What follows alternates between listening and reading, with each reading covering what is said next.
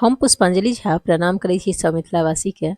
आइ जे छै से आइ ब्रेडके नाश्ता बनबऽवला छी, बहुत यूनिक बनि कऽ तैयार हैत और जे खेता से निश्चिते पसंद करता और उ निश्चिते सीख कऽ जेता अपनेसँ। तऽ चलू बहुत आसानी से ई नाश्ता बना कऽ अहाँ तैयार कऽ सकै छी, बच्चा नमहर सबके पसंद एतनि। तऽ सबसँ पहिले जे छै से हम दही लऽ रहल छी। दही देखियौ, जे दहीमे पानि हैत तऽ ओहि दहीके जे छै से कपड़ासँ छानि लेब। तऽ हम एहि दहीमे कनि हमरा पानि बुझा रहल छलै, तऽ एकरा जे छै से एकटा कपड़ासँ हम छानैके लेल कपड़ामे दऽ कऽ और एकरा जे छै से कनिटा छलनीपर दऽ कऽ छोड़ि दै छियै कनि काल, ताकि एहिमे से जे एक्स्ट्रा पानि छै से निकलि जेतै। और देखियौ, जेना घरमे अपने दही बनबैत हैब ने, तऽ ओ दहीमे जे गाढ़ दही हेतै, बिल्कुल टाइट दही हेतै, तऽ ओ दहीके अहाँ ओनाहो यूज कऽ सकै छी। ओम्हर जब तक दहीसँ पानि निकलि रहल छै तब तक जे छै से एम्हर 3टा हम आलू लेलहुँ यऽ। उबलल आलू छै ई। एकरा जे छै से स्मैश कऽ रहल छी, हम हाथसँ फोड़ि रहल छी। अपने जे छै से कद्दूकस सेहो कऽ सकै छी, चाहे स्मैशरसँ जे छै से स्मैश कऽ सकै छी। एहिमे स्वादके हिसाबसँ नमक दऽ देब और तकर बाद जे छै से एहिमे हम ई जे दऽ रहल छी से हम गरम मसाला दऽ रहल छी। और तकर बाद जे छै से काली मिर्च आबै छै, जे मरीचके जे पाउडर होइ छै से हम 1/4 चम्मच दऽ देलहुँ यऽ। और धनिया पाउडर, धनिया पत्ता काटि कऽ दऽ दै छियै। तऽ देखियौ, एहिमे जे छै से बिल्कुल सिंपल, बिल्कुल बेसिक मसाला दैके छै। और ई हरियर मिरचाइ दऽ रहल छी। अपनेके जे हरियर मिरचाइ नहि पसंद करैत हैब या फिर बच्चाके लेल बना रहल छी, तऽ फिर काला मिर्च जे छै से काला मिर्च पाउडर जे छै सेहो जे छै सेहो तीखा होइ छै, तऽ अहाँ नहियो दऽ सकै छी, स्किप कऽ सकै छी। मिरचाइ और निमक जे छै से अपनेके हिसाबसँ अहाँ दऽ सकै छी।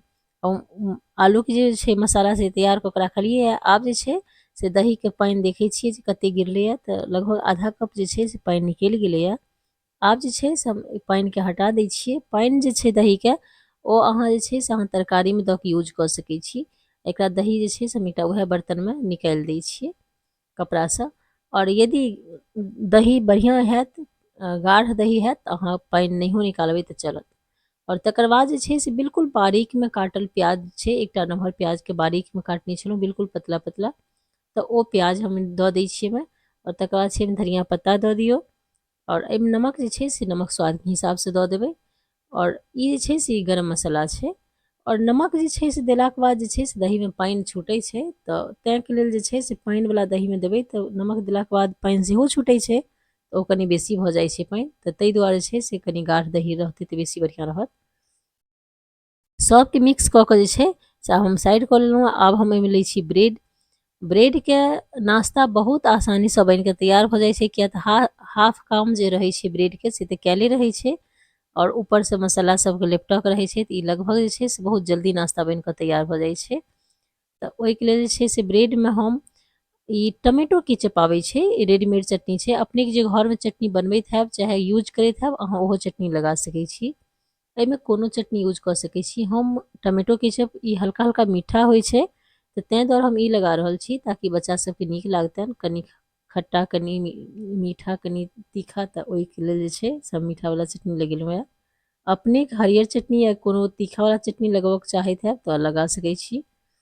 दुनू ब्रेड पर जे छै से हम आलूके पूरा भरि देलियै। और ओहिके तकर बाद जे छै से ब्रेडके हम साइड कऽ देबै।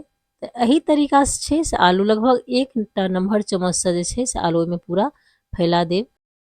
और ई लगभग जे छै से भऽ गेलैए। आब जे छै से एकरा हम साइड कऽ के राखि दै छी एकटा बर्तनमे। तऽ ब्रेडके क्वान्टिटी जे छै से अपनेके हिसाबसँ कम आ बेसी लोक कऽ सकै छी, कोनो ओहिमे दिक्कत नहि छै। जतेक नाश्ता करैत हैब ताहिके हिसाबसँ अहाँ ब्रेड लऽ सकै छी। और जेना कि देखलियै है कि हम लगभग जे छै से 6टा ब्रेड बनकर तैयार हेतै एहिमे।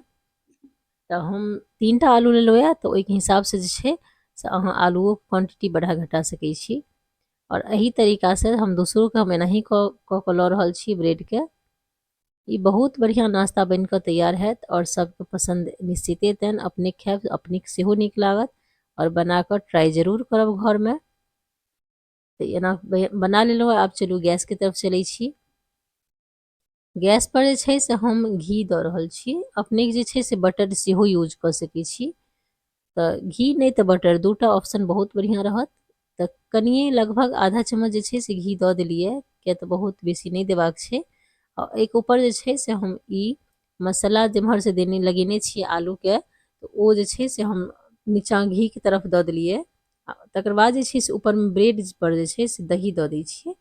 तऽ दही जे छै से 2 चम्मच दहीके बढ़िआँ जकाँ फैला देबै, कनि कनि मोट कऽ कऽ दऽ देबै दहीके। बहुत बढ़िआँ जे छै से बनि कऽ रेडी हैत। और दही जे छै से लगभग कनि मोटे मोटे के लेयर देबै।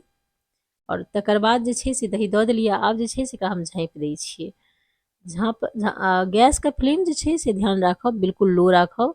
और 2 से 3 मिनट बाद जे छै से ई बनि कऽ बिल्कुल दही फूलि कऽ रेडी भऽ जायत। हम देखा दै छी अपनेके, देखियौ दही जे छै से फूलि कऽ रेडी भऽ गेल छै और ब्रेडो बहुत बढ़िआँ जकाँ भऽ गेल छै। तऽ ध्यानसँ एकरा 2टा चम्मचसँ हम निकालै छी, किएक तऽ जे छै से काफ़ी सॉफ्ट भऽ गेलैए ब्रेड। तऽ ताहि दुआरे एकरा जे छै से निकालि कऽ हम अपनेके देखा दै छी। आ दही जे छै से फूलि गेलै हन, से बहुत बढ़िआँ लागि रहल छै, देखियौ। एही तरीकासँ बना कऽ हम दोसरो तैयार कऽ कऽ अपनेके देखा दै छी। मसालाके सेहो देखा दै छी, देखते छी बिल्कुल नहि जललैए, किएक तऽ जे छै आँच जे छै ने से बिल्कुल लो रखने छलियै। तऽ आँचके बिल्कुल लोए राखब फ्लेमके, गैसके फ्लेमके, ताकि मसाला जे छै से जलै नहि।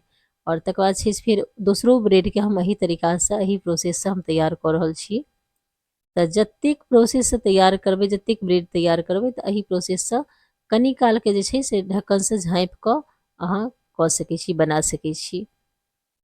यदि लोहाके तावामे अहाँ बनायब तऽ ओहोमे जे छै से कनिक तेल दऽ कऽ बिल्कुल लो फ्लेम परमे एही तरीकासँ बना कऽ अहाँ तैयार कऽ सकै छी। लेकिन लोहाके तावासँ बेसी बढ़िआँ रहत। जाहिमे तरकारी बनबै छियै लोहियामे, अहाँ लोहियामे बनायब तऽ बहुत बढ़िआँ बनि कऽ रेडी हैत। तब हम एकरो निकालि लै छी, देखियौ। आब जे छै से एहिके ऊपर जे छै हम सभटाके एनाही बना कऽ तैयार केलहुँ हन। 2टा पर जे छै से हम चिली फ्लेक्स डाललहुँ हन। तऽ अपनेके जे छै से चिली फ्लेक्स डालि कऽ खा सकै छी मिरचाइके बुकनीके। और नहीं तऽ अपनेके जेना सर्व करऽके हैत तऽ कऽ सकै छी। हम दोसरो तरफ अहाँके देखा दै छी, देखियौ एही तरीकासँ बनि कऽ रेडी हैत। और सॉफ्ट बहुत बढ़िआँ बनत। और यदि अपनेके नीक लागै वीडियो तऽ लाइक सब्सक्राइब सेहो करब, देखियौ।